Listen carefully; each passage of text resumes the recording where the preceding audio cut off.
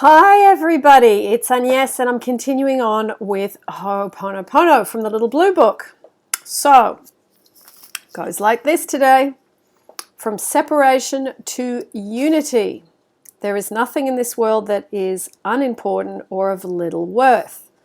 Everything has its meaning and is an expression of the life within it. Everything is reality. The two symbols re and al can be understood as penetrating, existing. In priestly language, the word real describes the all-penetrating existence of God, the all-present and complete hologram, which is the absolute truth. In other words, there is only God. In the story of the so-called fall, the material ego, which is the false projection of what I am, tried to split away from God, from reality, and its fear created a number of relative truths. Since then, people can say everything is relative. Lies have been explained as truths, and the law established that might is right. In this new materialist environment, those who thought differently and uncivilized peoples were indeed valued like beasts of little worth. They had no rights, must be taught, and could be killed. Only while it was promulgated the triumph of its expansion could the false understanding of ego compensate for its lack of worth and dismiss as a special case everything that did not suit its concept. One of those false projections ran as follows.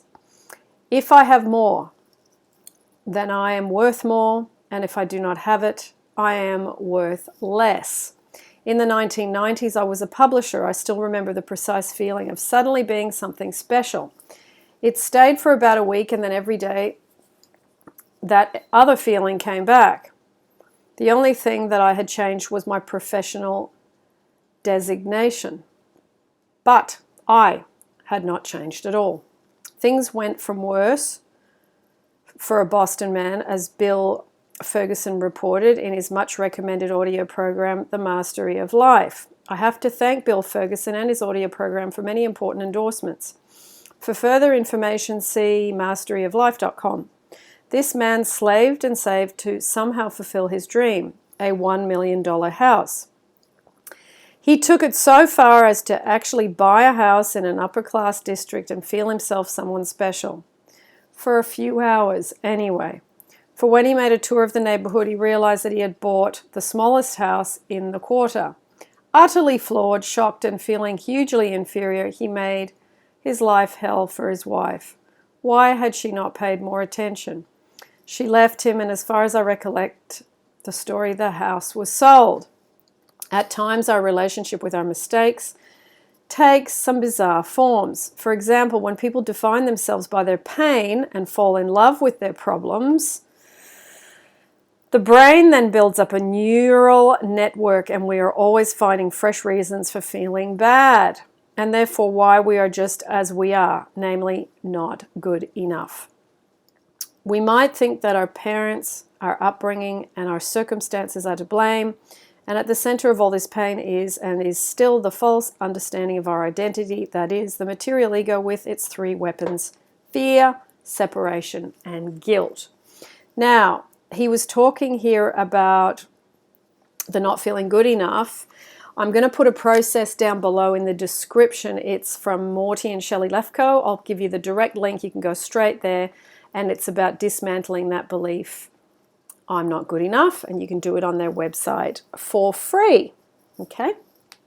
So that's the end of that part, and I will actually, no, it's not. There's another little exercise.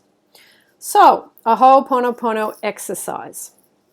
Lean back, ease up, and give your thoughts free rein. When you do, feel yourself better, more enlightened, more human, more respected than other people. Now, when do you feel yourself better?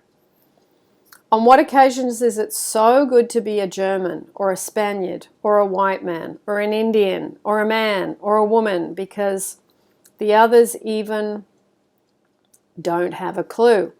Visualize these situations. Now make a Hooponopono and ask for forgiveness from all those whom you have considered of less worth. As a second step, make a hooponopono and ask yourself for all the opportunities for forgiveness in which you felt yourself to be less worthy. Give thanks, you have contributed directly to world peace. Our senses are imperfect, and according to the testimony of the Ayurveda, 9 out of 10 conclusions are simply wrong. Our objectivity is reduced to 10%. Judgments and appreciations lead to separation. Acceptance and forgiveness leads back to unity. Separation leads to disharmony, isolation, fear, arrogance, and sickness. Harmony and agreement, on the other hand, lead to joy, happiness, inner riches, and if one so wishes, outer riches as well. And health. God, the universe, and Source do not pass judgment, for they know that in every second we do everything possible for ourselves. When we judge, we raise ourselves above God. Okay, so thank you, Ulrich E. Dupree. Ho'oponopono. Just a little bit left.